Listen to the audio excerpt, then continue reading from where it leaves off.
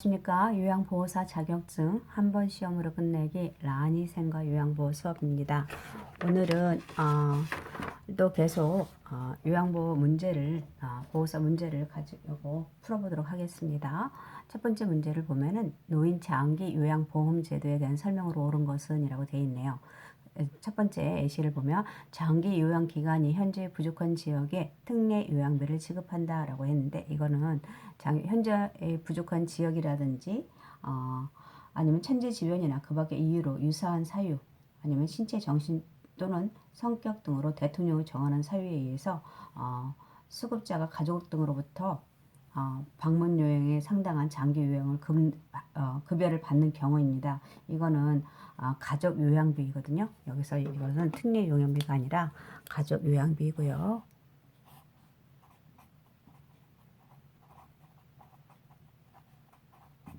그 다음에 이거는 뭐에 대한 설명이냐면 특별 현금급여에 대해서 설명하고 있는 겁니다. 그래서 특별 현금급여는 가족 요양비가 있고 특례 요양비, 요양병원 간병비가 있는데 특례 요양비나 요양병원 간병비는 우리나라에서 아직 실시하지 않고 있고요.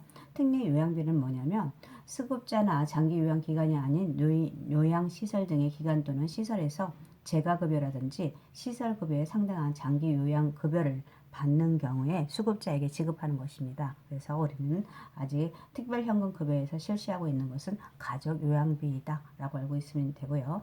주야간 보호시설은 대상자가 장기간 입소시켜서 보호한다라고 되어 있는데, 재가급여의 종류에 대해서 나왔습니다. 재가급여 종류는 방문요양, 방문목욕, 주야간 보호서비스, 방문간호, 단기보호, 기타 재가급여인데, 이거는 그러면 주야간 보호는 수급자를 장기간이 아니라 하루 중 일정 시간입니다.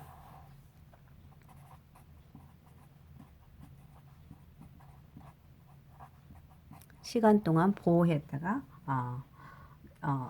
신체활동 지원이나 이런 것을 제공하는 거고요. 방문 요양 서비스는 대상자가 20% 부담하는 게 아니라 우리는 20% 부담하는 것은 시설이고요. 이거는 15%죠. 등급 판정 신청은 요양보호사가 대리하여 공단에 신청한다. 우리 이거 신청할 수 있는 분들은 누구냐면 본인이거나 아니면은 가족이나 친족, 그리고 이해관계인이 있고, 그리고 사회복지 전담 공무원이나 시장이나 군수, 구청장이 지정하는 자들은 보통 가능합니다. 요양보호사라든지 이웃 사촌 이거 절대 안 됩니다. 그래서 이거 요양보호사 아니고요. 그 다음에 난청이 있고 거동이 현저한 불편한 70세 노인은 장기 요양 대상자이다. 난청이 있고 거동 이거 맞죠? 신체활동 못 하신다니까 65세 이상부터 된다고 했잖아요. 우리 65세 이상이나 65세 미만이라도 노인성 질병을 가진 자로서 거동이 현저한 불편하거나 치매 등으로 인해서 인지 저하가 되는 사람들은 장기 요양 필요한 사람입니다. 그래서 이것은 답이 5번이네요. 그 다음에 방문 요양 서비스 제공 시 요양보호사가 준수해야 할 기본 원칙으로 옳은 것은 이라고 되었네요. 그래서 대상자가 동거하는 가족 그 세탁물도 함께 세탁한다. 가벼운 화상을 입히는 경우에 시설장에 보고하지 않는다. 그리고 가족과 의견이 상충될 시에는 전적으로 가족의 의견을 수용한다. 음식을 전혀 섭취 못하는 대상자에게 위간 영양을 실시한다. 계획된 서비스 외에 추가 서비스를 제공할 경우 시설장에게 보고한다. 이건 5번이 맞죠? 우리 이거는 우리가 방문 요양 서비스, 요양보호 서비스 제공 원칙인데 계속 말해서 성격이나 습관, 선호하는 서비스, 대상자의 요구 파악이 가장 중요하고요.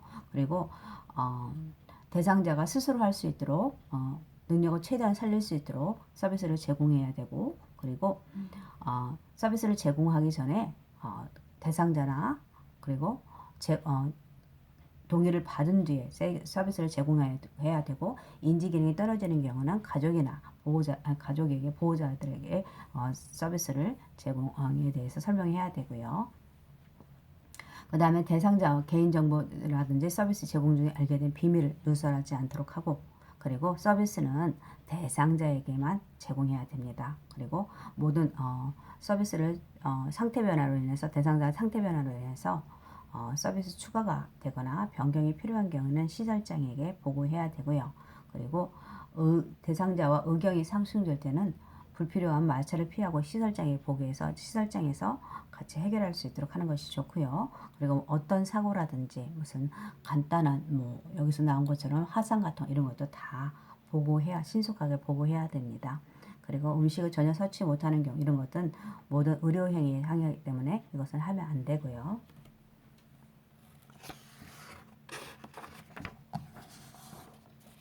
세 번째 문제를 보면은 조금 흔들렸네요.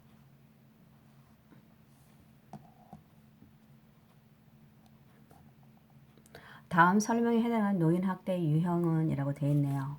우리 학대의 유형에는 되게 많죠.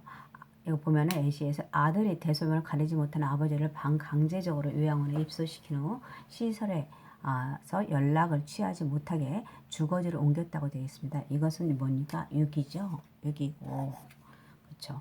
우리가 노인 학대 유형을 보면은 신체적 학대, 꼬집는다든지 아니면 좋아하는 외출을 못하게 한다든지 기본 생존 유지에 필요한 장치라는 식사 등을 단절시킨다든지 이런 것이 신체적 학대고요. 그 다음에 여기서 나오는 자기 반인이라는 것은 본인 스스로가 의식주라든지 의료 처치에 대해서 자기 보호와 관련 행위를 의도적으로 포기하는 겁니다. 그래서 식사와 수분을 섭취하지 않는다든지 약 복용을 중지한다든지 이런 식으로 해서 건강상을 악화시키고요. 그리고 의도적으로 죽고자에서 스스로 가출해서 돌아오지 않는다든지 이런 식이 있고요. 그리고 방임이라는 것은 부양 의무자로서 책임이나 의무를 의도적으로 거부하고 노인에게 의식주라든지 의료를 적절하게 제공하지 않는 행위를 말하는 거고요. 그 다음에 재정적 학대, 이런 재정적 학대 또는 경제적 학대 이런 것은 노인의 자산을 당사자의 동의 없이 사용하거나 부당하게 착취하는 경우 이런 걸 말하는 거예요. 그래서 노인의 허락도 없이 돈을 인출한다든지 공과금이나 세금서가 발견돼서 재산을 가로채 가지고 이런 것들이 발견된다든지 돈을 일상생활에서 마음대로 사용하지 못하게 한다든지 이런 것들이 있습니다. 그래서 약간 신체적 학대를 설명했고요. 6이네요. 그 다음에 요양보호사에게 흔한 감염성 질환에 대한 설명으로 옳은 것은 결핵은 감염된 사람의 분변이나 구토에 의해서 전파된다. 결핵 같은 거는 호흡기라든지 공기죠. 네. 나 비말, 네, 침이라든지 객담이라든지 이런 것이니까 마스크를 쓰고 하셔야겠고 노로바이러스는 감염력이 강하고 강하고 장염을 잘 일으킨다. 노로바이러스 같은 경우는 뭐니까 장염을 잘 일으키고 이거 맞죠? 그래서 노로바이러스 걸렸을 때는 가지 않는 것이 좋죠. 출근을 늦추는 것이 좋고 독감 예방 접종은 늦어도 독감 유행 2주 전에 이거는 유행 후가 아니라 2주 전에 유행 시작 2주 전에 맞아주는 게 좋고요. 인플루엔자에 걸린 요양보호사는 2, 3일간 업무를 중단. 아니죠. 2, 3일까지는 안 되고요. 일주일 정도 쉴 수 있도록 해주시고요. 몸에 감염되면 내임이 친구의 찬물이 아니라 뜨거운 물이겠죠. 물에 세탁을 하도록 하고요. 네. 그래서 이런 것들을 해주시고요. 그래서 결핵 같은 걸 보면은 더 자세하게 2주나 1개월 이후에 반드시 엑스레이 검진을 실시하도록 하고요. 보호자들. 그리고 대상자가 결핵에 의심되면 의료기관이나 보건소에 진료를 권장하도록 하고 그리고 결핵에 걸린 대상자를 돌볼 때는 마스크라든지 장갑을 착용하도록 하고요. 그리고 독감 예방접종은 보통 10월에서 12월 사이에 받는 것을 해주도록 해주시고요. 독감에 걸린 요양보호사는 일주일 정도 휴식을 취한다고 했고요. 그리고 노로바이러스는 감염된 경우는 2, 3일간 요양 업무를 하지 않도록 하고요. 그리고 증상 회복 후에 최소 2, 3일간은 음식 만드는 것을 참여하지 않아야 됩니다. 온 같은 것은 대상자라든지 동거 가족, 요양보호사 모두 동시에 치료할 수 있도록 해야 되고요. 그리고 개인 위생을 철저히 할 수 있도록 내일이라든지 친구를 뜨거운 물로 10에서 20분간 세탁하고 건조하고 3일 이상 사용하지 않는 것이 좋고요. 세탁이 어려운 것은 3일간 햇빛에 쬐도록 널거나 다리미로 다린 후에 사용하도록 하는 것이 좋습니다. 그 외에도 머리니가 있는데 머리니 같은 건 샴푸 제제, 살충 성분이 있는 샴푸 제제 치료를 하고요. 처방된 치료제로 머리를 일정한 간격으로 자주 감도록 하고 감염자의 베개나 모자 등은 뜨거운 물로 55도씨 이상에서 세탁한 후에 건조시키는 것이 좋습니다. 이렇게 해주시면 되고요. 그 다음에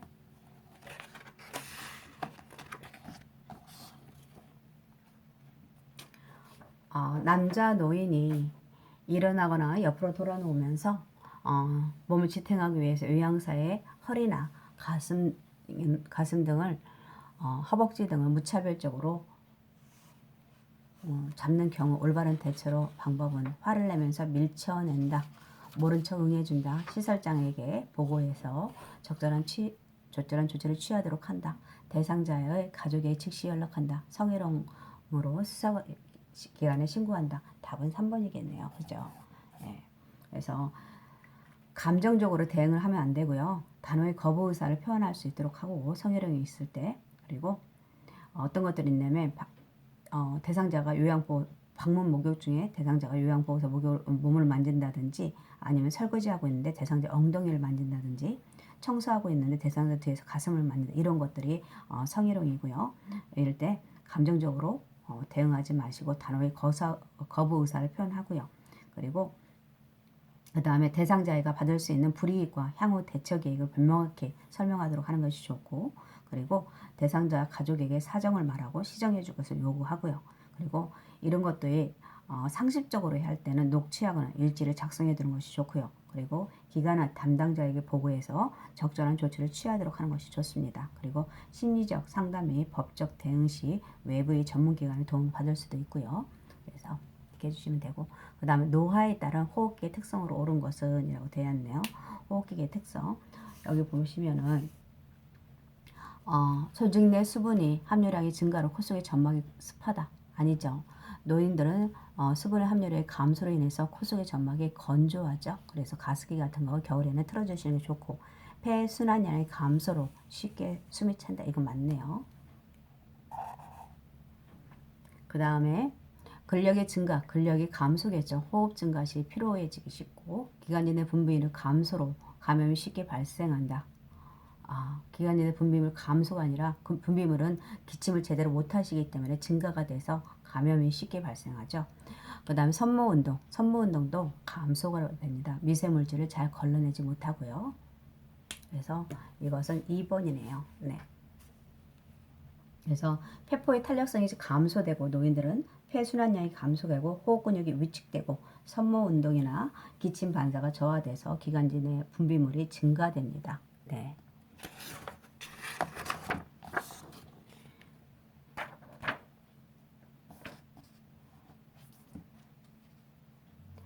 배변 후에도 잔병감이 3개월 이상 지속될 때 치료 방법으로 옳은 것은 섬유질이 함유된 음식을 섭취를 줄이는 게 아니라 증가시켜야 하고요. 수시로 파제 복용하면 안 됩니다. 그리고 운동량을 증가시켜주는 게 좋겠죠. 소량의 물을 별 문제가 없다면, 심장이나 신장에 문제가 없다면 수분 섭취를 증가시켜주는 게 좋고요. 규칙적인 배변 습관 갖게 한다. 이게 맞겠네요. 그래서 식물성 식이섬유라든지 유산균이 다량 함유된 음식물과 다량의 물을 섭취할 수 있도록 해주고, 그리고 우유 같은 거는 장의 운동량을 높이고 변을 느끼게 하므로 적극적으로 섭취할 수 있도록 해주고요. 그래서 대장의 운동을 높이기 위해서 걷기라든지 체조 같은 거 해주시고, 복부 마사지 해주시고, 복부 마사지 할 때도 배꼽을 중심으로 시계 방향으로 해주시는 게 좋고요.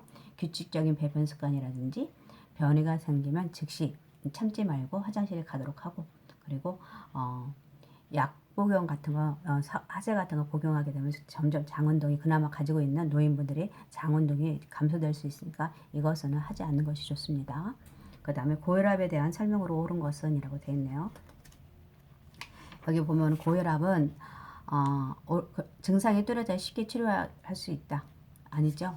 고혈압은 증상이 별로 나타나지 않아서 할 수가 없고요. 약간 늦게 나타나고 오후에 고일에 있다가 늦은 밤에 식은땀이 난다. 혈압이 조절되면 약 복용을 중단한다. 지방이 많은 식품은 섭취에 체중을 늘린다. 약 복용 중에 임의적으로 용량을 증감하지 않는다. 이거 맞네요. 그죠? 그래서 8번이 5번이고요. 그 다음 혈압이 조절돼도 약을 복용, 아니죠. 혈압은 일단 혈압이 진단받고 약을 복용하게 되면 평생 드신다고 설명을 해 주셔야 되고요. 지방이 많은 것이 아니라 저지방인과 저염, 그리고 단백질 같은 거, 그 다음에 저탄수화물, 체중을 조절할 수 있도록 하는 것이 좋고요. 그래서 하고, 그리고 스트레스 같은 거 피해주고, 그리고 규칙적인 운동 같은 거 해주시는 게 좋고요. 금연이나 절주 같은 것들이 필요하겠죠. 그 다음에 노인의 약물 관리에 대한 설명으로 옳은 것은 이라고 나왔네요. 네. 그래서 노인의 약물 관리, 이걸 보면은 증상이 나아지면 복용하는 약을 중단한다. 아니죠. 증상이 비슷하면 다른 사람의 처방된 약을 복용한다. 효과가 없으면 처방전 무시하고 복용한다. 정해진 용량만 복용하도록 방법을 알려준다. 술을 마시더라도 약은 꼭 챙겨 먹는다. 아니죠. 그래서 정해진 약물 같은 경우는 증상이 나아지면 복용하는 약을 중단한다. 이건 아니고요. 약은 규칙적으로 드실 수 있도록 하시고 그리고 처방 없이 중단하지 않도록 하고 술과 함께 드시지 않도록 하시고요. 그리고 증상이 비슷한 사람하고 다른 사람하고 처방된 약을 같이 나눠 먹거나 그러시면 안 됩니다. 절대. 그리고 철분제제 같은 경우 이런 거 있어요. 철분제제 빈혈 때문에 철분제제가 복용했어요. 처방이 났을 때 철분제제는 오렌지 주스와 함께 복용하면 철분 함유량, 섭취력이 좋습니다. 그래서 그런 것들은 같이 할 수 있도록 하시고요. 그 다음에 약을 삼키는 것이 힘들다고 쪼개서 드시면 안 되고요. 그리고 약 복용을 잊었다고 해서 복용 시간에 2배로 복용하면 안 됩니다. 이런 것들 알려주시고요. 그 다음에 치매와 선망의 비교에 대해서 나왔네요. 그래서 치매와 선망의 비교 중 바르게 설명한 것은 치매는 급격히 시작하는 게 아니라 서서히 시작하죠. 그리고 급성질환이 아니라 만성질환이고 초기에 사람을 알아보죠. 못 알아보는 게 아니라 신체적, 병리적 변화가 적다. 이건 맞고요. 대체로 회복 가능하다. 아니죠. 회복 불능이죠. 네, 그래서 그 다음에 선망은 서서히 시작하는 게 아니라 이 선망은 의식장애로 인해서 인지가 기능의 전반의 인지 기능 전반의 장애를 정신병적 증상으로 나타나는 것입니다. 그래서 수시간 내지 수일에 걸쳐서 급격하게 나타나고요. 그리고 만성질환이 아니라 급격하게 급성질환이고 나중에 아니죠. 나중에 사람을 알아보고 급성일 때 못 알아보고요. 신체의 생리적 변화가 굉장히 심합니다. 일반적으로 아니죠. 일반적으로 급성으로 진행되고 나중에는 제대로 돌아옵니다. 그래서 이것을 해주시는 게 답은 4번이네요. 네. 그리고 치매와 선망 같은 이런 문제들은 그리고 또 우울증도 있습니다. 그래서 치매와 우울증과 비교한 이런 문제들이 있으니 우울증 같은 경우도 잘 알아두시면 되고요. 그래서 우울증을 보게 되면은 우울증 같은 경우도 우울증도 급격하게 발생할 수 있고요. 그리고 우울증 같은 경우는 정신과적 병력이 있습니다. 그리고 뭔가 질문을 했을 때 모른다고 대답하는 경우가 많고요. 그리고 우울이 먼저 시작합니다. 그래서 그리고 인지 기능이 저하도 사람에 따라서 우울증은 편차가 심해요. 그리고 단기와 장기 기억 등이 동등하게 같이 저하된다고 보시면 되고요. 그래서 오늘은 10문제를 가지고 1교시 문제를 한번 풀어봤습니다. 다음 시간에도 계속 하도록 하겠습니다. 시청해 주셔서 감사합니다.